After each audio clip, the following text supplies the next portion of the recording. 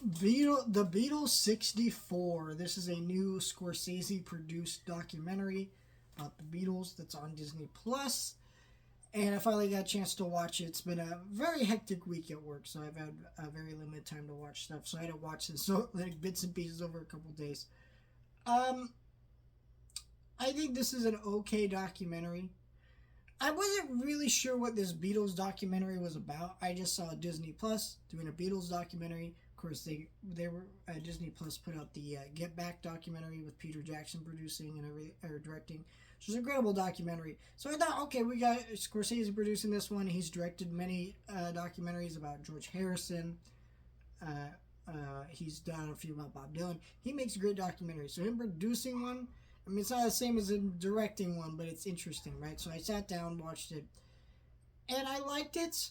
I think it's a really interesting look as a Beatles fan. Of the Beatles basically were the first band to ever, I believe. Correct me if I'm wrong about this.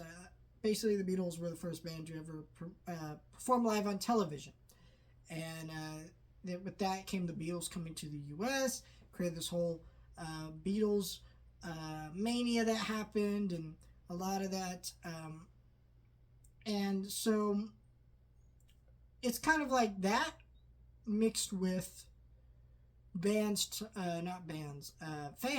talking about their stories about the Beatles, how some of them had it banned in their house because it was satanic.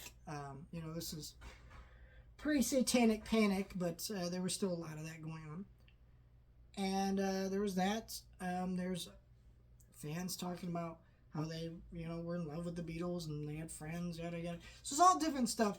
It's a really well produced and directed documentary. I guess where it falls short to me is some of these fans just aren't that interesting. Like some of their stories are interesting, but these are all kind of things you can guesstimate that happened. Like as a Beatles fan, it didn't really teach me anything I didn't know.